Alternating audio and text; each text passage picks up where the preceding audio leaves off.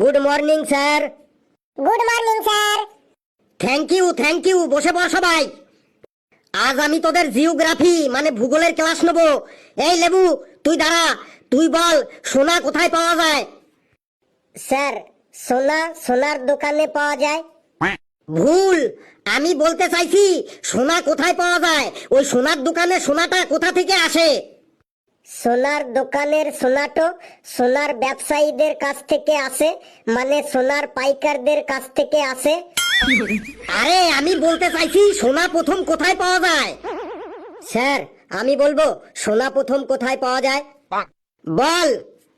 Sir, Senco গোল্ডে, পিসি চন্দ্র জুয়েলার্সে আর অঞ্জলি জুয়েলার্সে প্রথম সোনা পাওয়া যায়।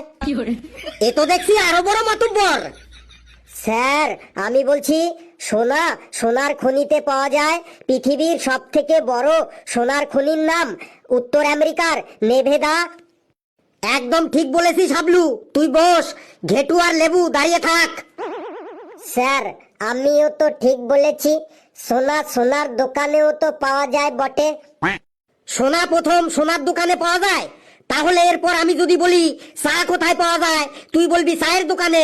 যদি বলি ডিম কোথায় পাওয়া যায়, তুই বলবি ডিমের দোকানে। যদি বলি দুধ কোথায় পাওয়া যায়, তুই বলবি দুধের দোকানে। তোকে দাঁড়াতে বলেছি, দাঁড়িয়ে থাক, না হলে কিন্তু তোকে মুরগি বানিয়ে গোটা স্কুলটাতে পাই পাই করে ঘোরাবো। ওটাকে কালু নাকি? কালু, তুই দাঁড়া। দাঁড়িয়েছি স্যার। কালু, তুই বল, পৃথিবীটা পাই পাই করে ঘুরছে, কিন্তু তা সত্ত্বেও আমরা সবাই পৃথিবী থেকে ছিটকে পড়ছি না কেন? স্যার, আমাদের সবার পায়ের নিচে চুম্বক লাগানো আছে, তাই আমাদের পা গুলো সব পৃথিবীর সাথে একদম চিপকে আছে, তাই আমরা কেউ ছিটকে পড়ছি না। কোথায় আমাদের পায়ের নিচে চুম্বক লাগানো আছে, তুই দেখা।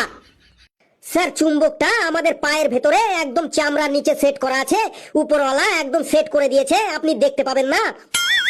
একদম ভুল অ্যান্সার। পেশি, তুই বল, পৃথিবীটা পাই পাই করে ঘুরছে, কিন্তু তা সত্ত্বেও আমরা পৃথিবী থেকে ছিটকে পড়ে যাচ্ছি না কেন? স্যার, পৃথিবীটাও ঘুরছে, পৃথিবীর তালে তাল মিলিয়ে আমরাও ঘুরছি। খুব সুন্দর একটা ড্রাইভার পৃথিবীটাকে চালাচ্ছে, কখনো ব্রেক মারছে না, তাই আমরাও ছিটকে পড়ছি না। যদি ঘুরতে ঘুরতে পৃথিবীটার ড্রাইভার একবার ব্রেক মারে, তাহলে আমরা ছিটকে মিটকে এপার ওপার হয়ে যাব।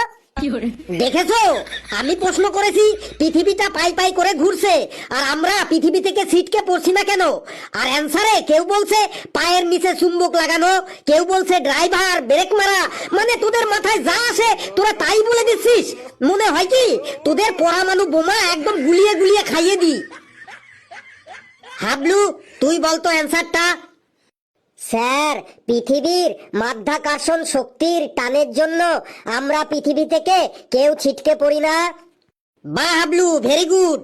তুই একমাত্র এই ক্লাসটার মান সম্মানটাকে বাঁচিয়ে রেখেছিস। তুই বাড়ি যাবার সময় আমার কাছ থেকে একটা বাবুল কাম নিয়ে যাস।